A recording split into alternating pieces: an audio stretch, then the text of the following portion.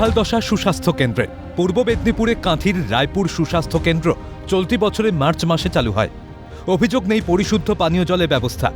আগাছায় ভরে গিয়েছে চারপাশ। পোকা মাকড় সাপের উপদ্রবের আশঙ্কা। রয়েছে অতি ক্ষতিকর পার্থেনিয়াম গাছ। নেই কোনো রাস্তা। বৃষ্টি হলে জল কাদা পেরিয়ে যেতে হচ্ছে রোগীদের।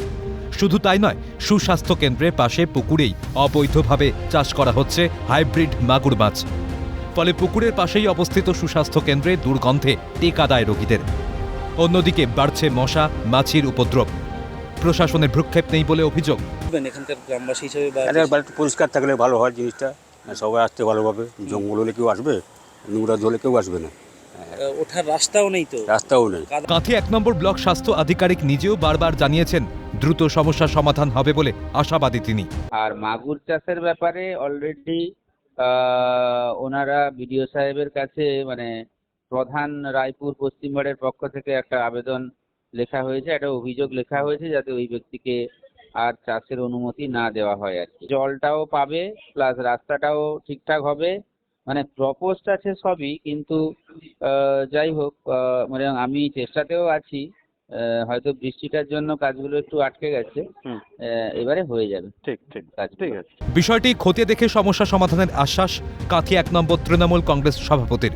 না, আমরা নিশ্চিন্তে খোঁজখবর নেব এবং আমি আমাদের ওখানকার যারা আমাদের প্রশাসনিক লেভেলে আছে প্রধান বা সদস্য তাদের সঙ্গে কথা বলবো এবং বিডিও সাহেবকেও আজকে এই বিষয়টি নিয়ে নিশ্চিন্তে দৃষ্টি গোচরে জানানোর চেষ্টা করব। এ বিষয়ে রাজ্য সরকারকে কটাক্ষ কাঁথির সাংগঠনিক জেলার বিজেপি সাধারণ সম্পাদকের। সম্পূর্ণভাবে স্বাস্থ্য ব্যবস্থা ভেঙে দিয়েছেন রাজ্যের স্বাস্থ্যমন্ত্রী মমতা বন্দ্যোপাধ্যায়, যিনি স্বয়ং মুখ্যমন্ত্রী।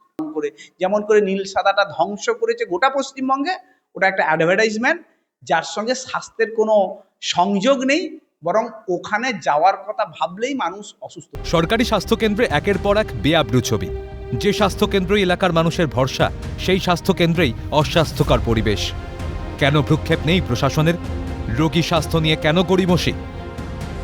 যেখানে সাধারণ মানুষ আসেন তাদের চিকিৎসা করাতে, এই চিকিৎসা কেন্দ্রে আসার আগে তাদেরকে এক প্রকার অসুস্থ হতে হবে বলে এমনটা মনে হচ্ছে। বাসীরা অবিলম্বে এগুলোকে পরিষ্কার পরিচ্ছন্ন করে এবং এই জাতীয় যারা ব্যবসা করছেন তাদের বিরুদ্ধে আইনানুগ ব্যবস্থা নেওয়ার কথাও জানাচ্ছেন রাজনৈতিক নেতারা।